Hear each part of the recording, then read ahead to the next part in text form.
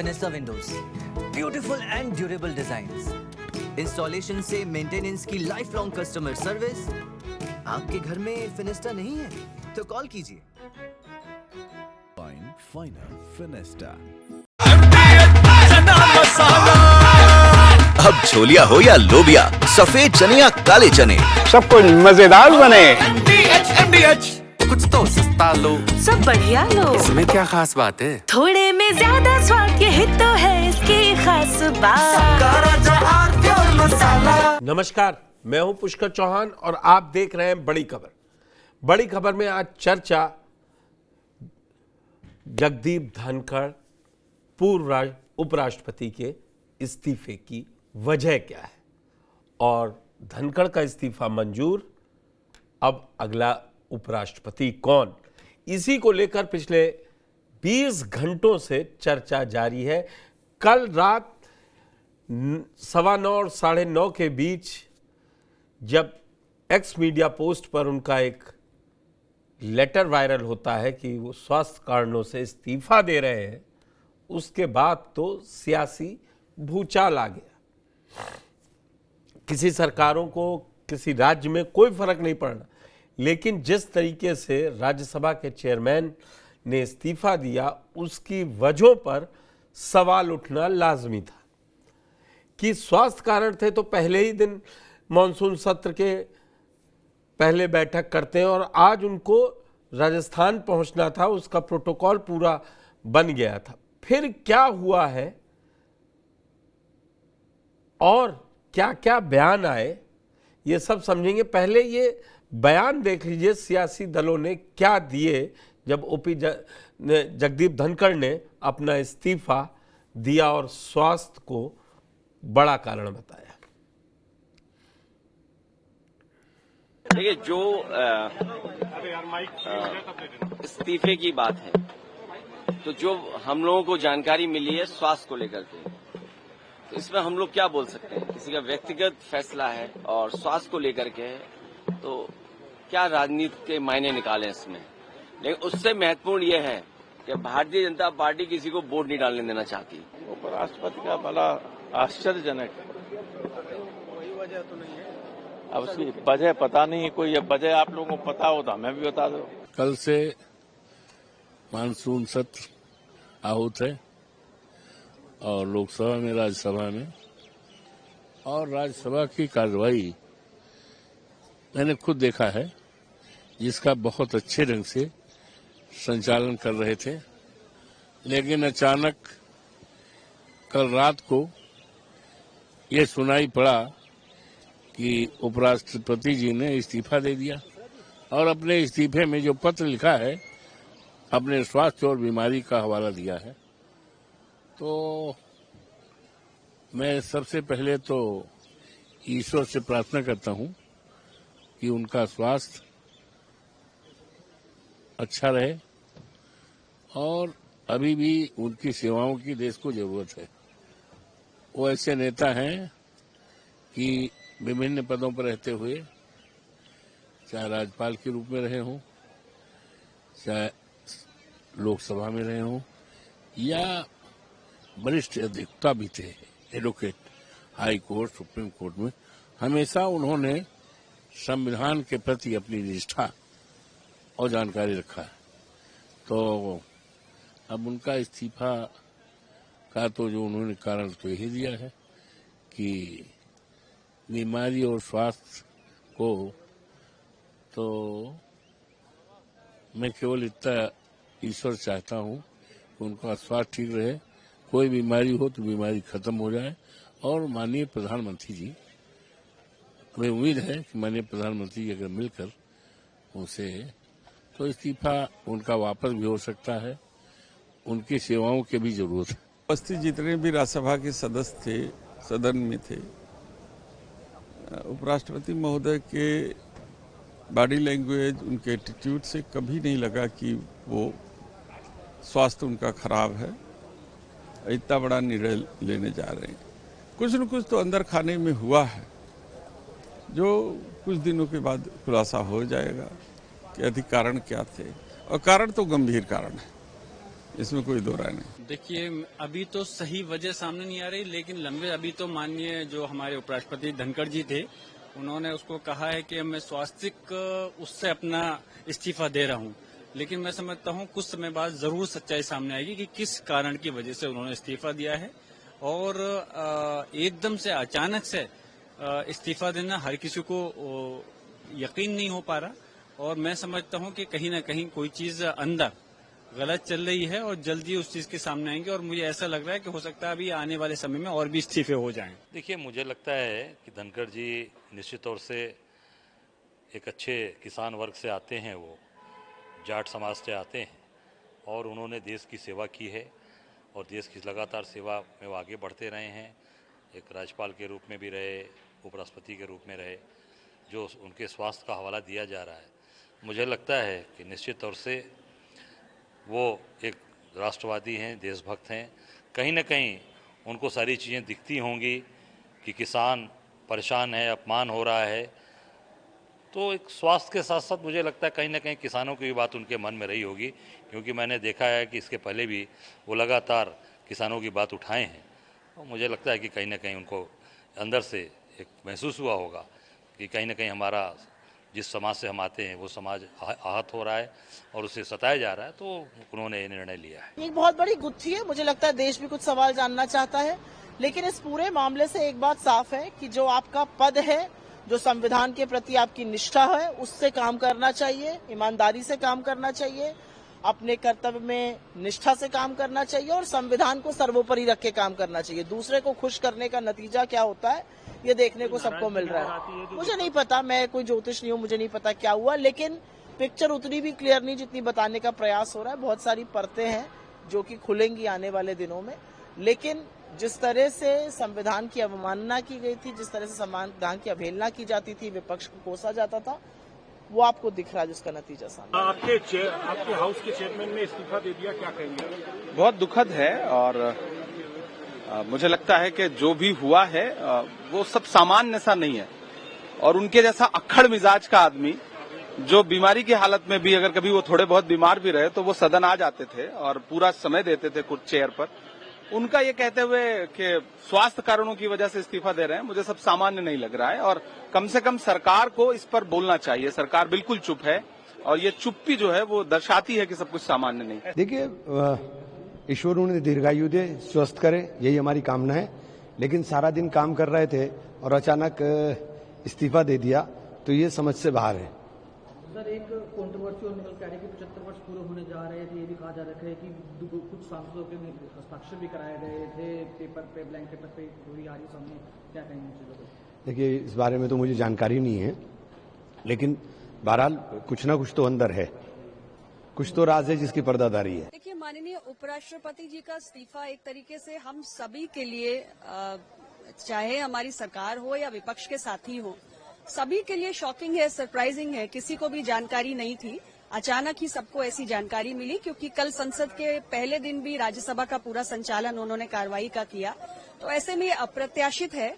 लेकिन साथ में उन्होंने जो कारण दिया है वो सही भी प्रतीत होता है, क्योंकि पिछले कई बार ऐसी घटनाएं हुई जब हमने देखा कि उनके स्वास्थ्य की समस्या हुई, तो मुझे ऐसा लगता है कि स्वास्थ्य के चलते ही उन्होंने ये कदम उठाया है। और मैं इतना ही कहूंगी कि उन्हें शुभकामनाएं हैं, वो स्वस्थ हों और हम सब उनके अच्छे स्वास्थ्य की कामना करते हैं। और विपक्ष के साथी इसमें कुछ दाल में काला ढूंढ सकते हैं, लेकिन फिलहाल मुझे लगता है कि स्वास्थ्यगत कारणों से उन्होंने ऐसा निर्णय लिया। विपक्ष इसमें काला ढूंढ सकता है, क्यों? विपक्ष के पास भी एक वजह है, उस पर चर्चा करेंगे। हमारे साथ जुड़ेंगे महेंद्र सिंह जी, वरिष्ठ पत्रकार और राजनीतिक विश्लेषक। लेकिन 7 जुलाई 2025 को अपने रिटायरमेंट को लेकर जगदीप धनखड़ ने क्या कहा था, वो भी सुन लीजिए। I will retire at the right time.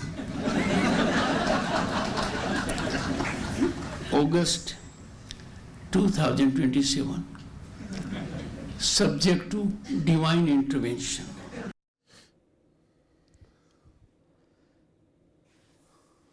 Mahendra ji, आपका बहुत बहुत स्वागत है। शुरुआत इस बाइट से करते हैं।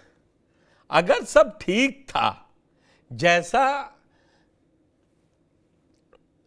ट्रेजरी बेंच के लोग कह रहे हैं कि उनके स्वास्थ्य को ऊपर रखना चाहिए, तो 15 दिन पहले भी उनको पता होता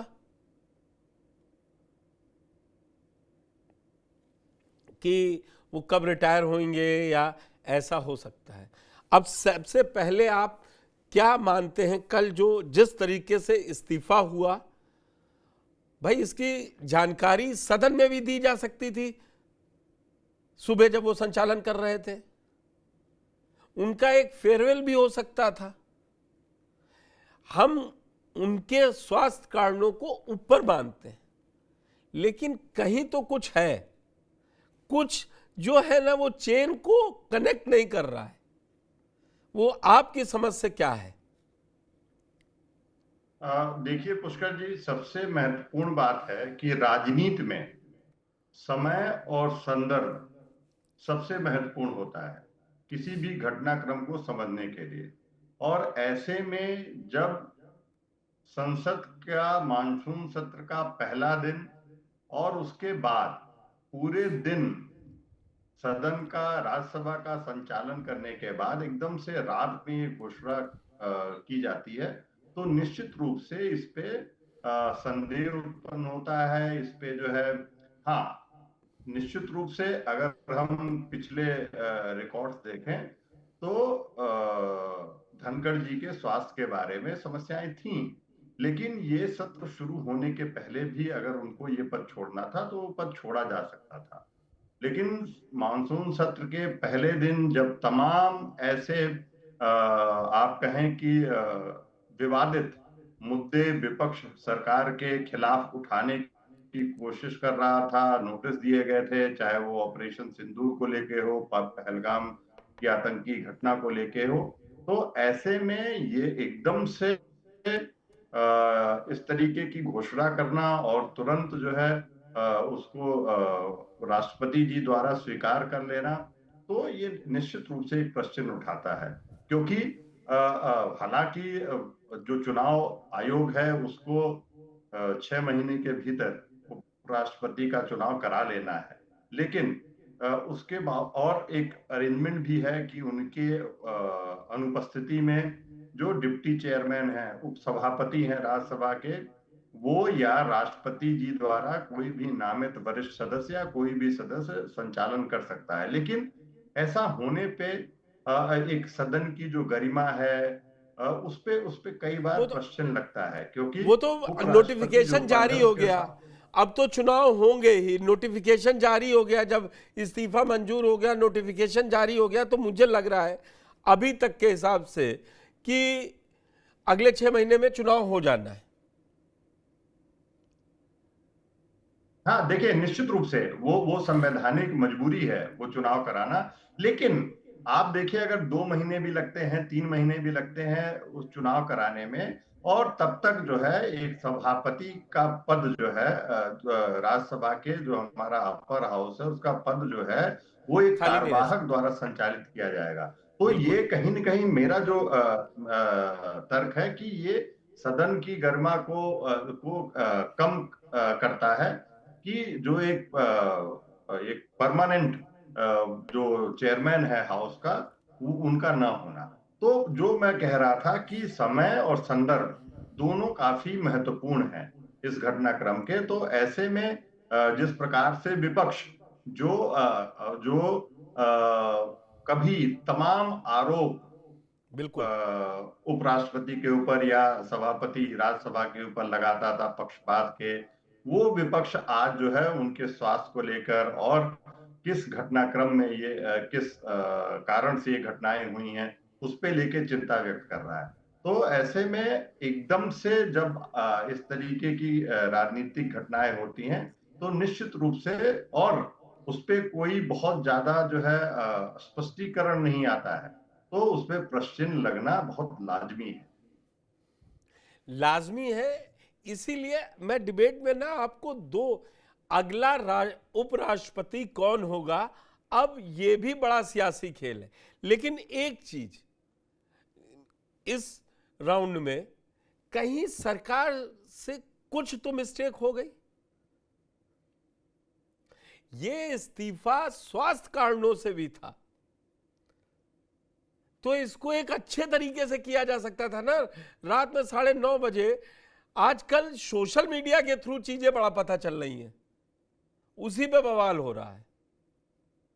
देखिए, मैंने पुष्कर जी, इसीलिए मैंने कहा ये समय और संदर्भ दोनों महत्वपूर्ण है, क्योंकि और पूरे दिन सदन की कार्यवाही संचालित करने के बाद और इस प्रकार की घटना रात में 9 बजे इस्तीफा दिया जाता है, तो ये इसीलिए ये तमाम चर्चाएं हो रही हैं और तमाम जो है बातचीत हो रही है और तमाम जो है संदेह व्यक्त किए जा रहे हैं। इसको मैं ये कह रहा हूं, अगर स्वास्थ्य कारण थे तो विगत कुछ दिनों में या विगत महीने अगर हम बात करें तो उनके स्वास्थ्य को लेके कोई ऐसी जो है बात नहीं थी। और जैसा मैंने आपको 7 जुलाई 2025 का उनका बयान सुनवाया, बोले ईश्वर की कृपा रही तो अगस्त 2027 में रिटायर होऊंगा।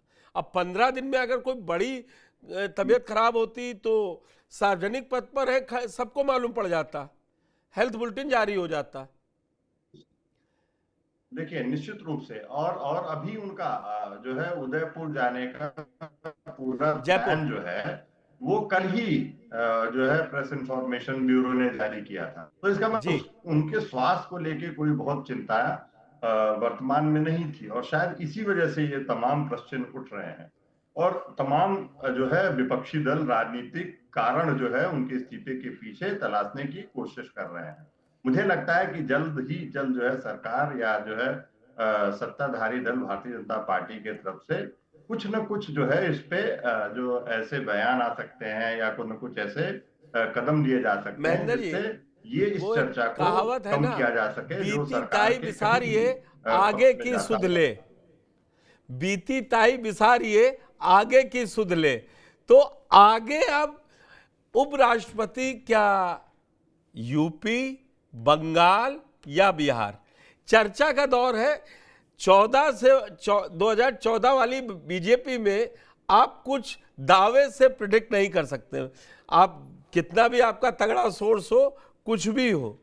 तो मैं सिर्फ जो चर्चाएं हैं, तो क्या इन 3 राज्यों से कोई उपराष्ट्रपति का चेहरा आने वाला है?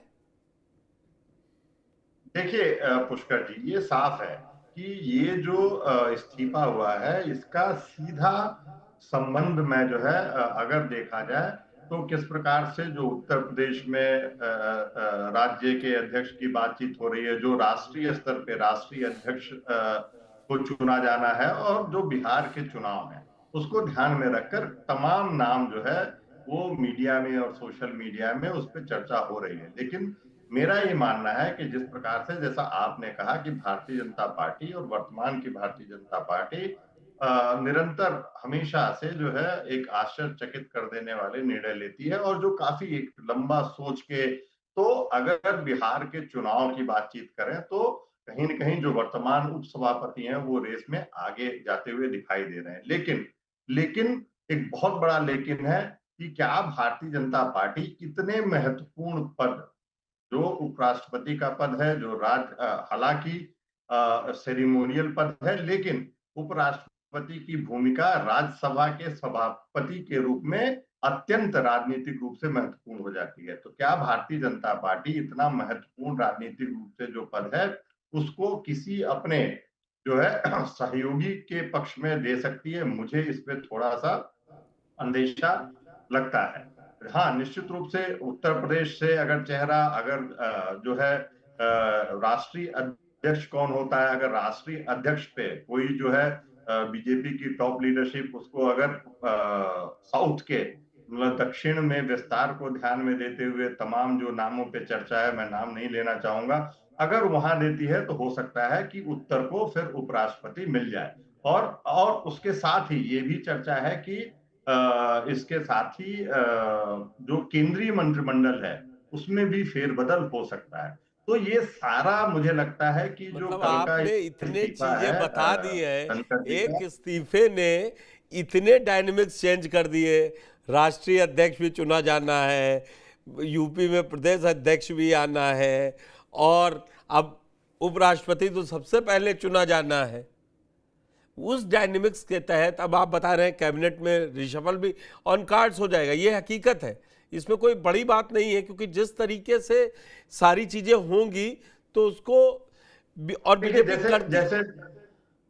जैसे अगर भारतीय जनता पार्टी किसी अपने दल के विश्वसनीय चेहरे को एक जो है बहुत ही तजुर्बेकार चेहरे को बनाना चाहती है, तो उसको मुझे लगता है कि जैसे राजनाथ सिंह जी के नाम की चर्चा है, तो अगर ऐसे किसी तजुर्बेकार राजनेता को उपराष्ट्रपति और फिर राष्ट्रपति तक ले जाना चाहते हैं, तो निश्चित रूप से फिर आपको केंद्रीय मंत्रिमंडल में भी बदलाव करना पड़ेगा। और जिस प्रकार से अगर आप राष्ट्रीय अध्यक्ष, जो चर्चा है कि किसी भी जिसपे संघ भी सहमत हो किसी ऐसे नाम पे, तो फिर अगर आप दक्षिण की तरफ जाना चाहते हैं तो भी जो है कहीं न कहीं मंत्री जो जिस प्रकार से महिला और दक्षिण में निर्मला सीतारमण जी का नाम आ रहा है, तो फिर आपको मंत्रिमंडल में जो है विस्तार करना पड़ेगा। लेकिन कुछ नाम हैं जिनको मुझे लगता है कि एक सिरे से खारिज किया जा सकता है। जैसे वसुंधरा राजे का नाम चल रहा है, मुझे नहीं लगता है कि वर्तमान जो नेतृत्व है उन पे विश्वास करेगा इतनी महत्वपूर्ण पद देने के लिए। ऐसे ही कुछ ऐसे नाम हैं जो भारतीय जनता पार्टी सरप्राइज भी दे सकती है। के लक्ष्मण का नाम चल रहा है। मैं आपसे इसको बहुत राजनीतिक सवाल है मेरा, ये क्या जो चेहरा आएगा उसके चेहरे के चुने जाने के बाद भी बड़े सवाल उठते रहेंगे, क्या धनखड़ जी से इस्तीफा लिया गया था या स्वास्थ्य, ये सवाल अब हमेशा जिंदा रहेगा जब तक या तो धनखड़ जी की तरफ से कोई सफाई नहीं आती है, क्योंकि जो सीक्वेंस ऑफ इवेंट्स हैं वो साफ बताते हैं कि स्वास्थ्य कारण मानना चाहिए क्योंकि उन्होंने कहा है।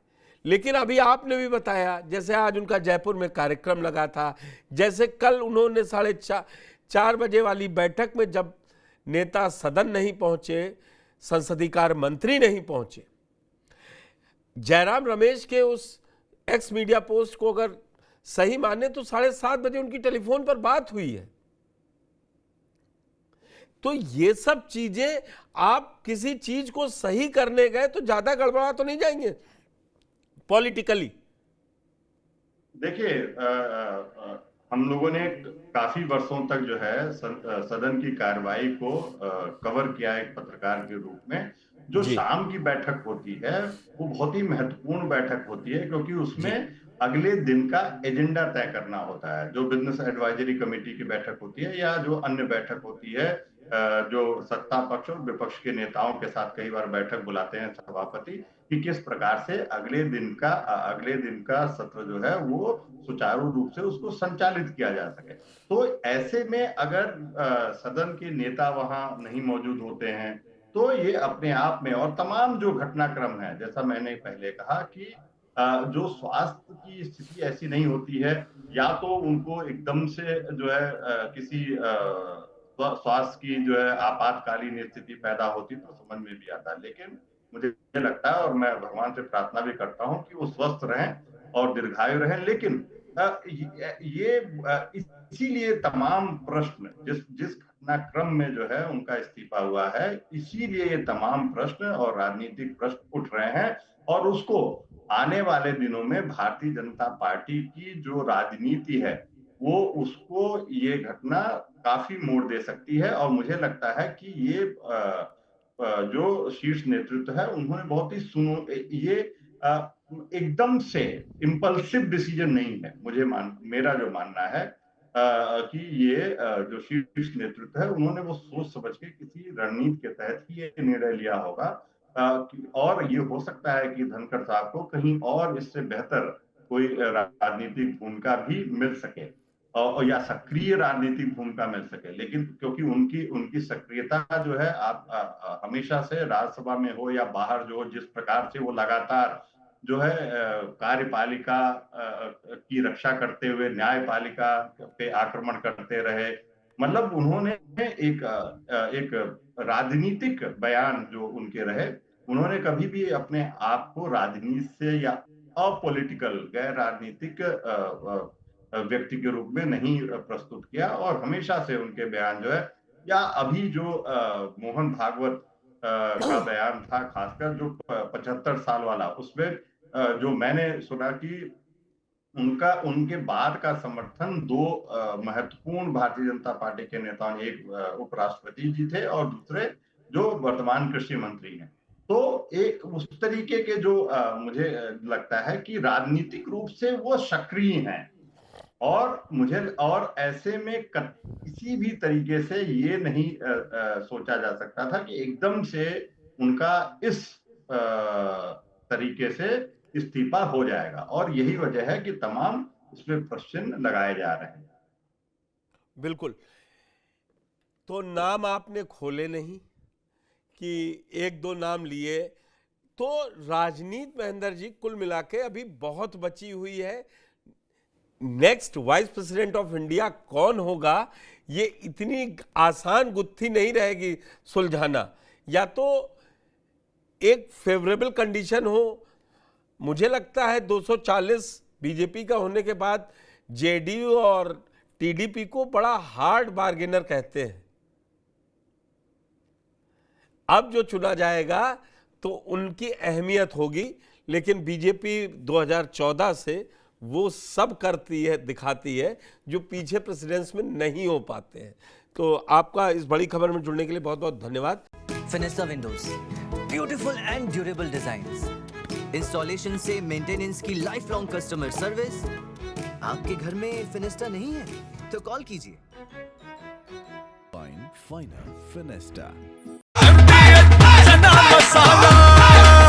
अब छोलिया हो या लोबिया, सफेद चने या काले चने, सब कुछ मजेदार बने।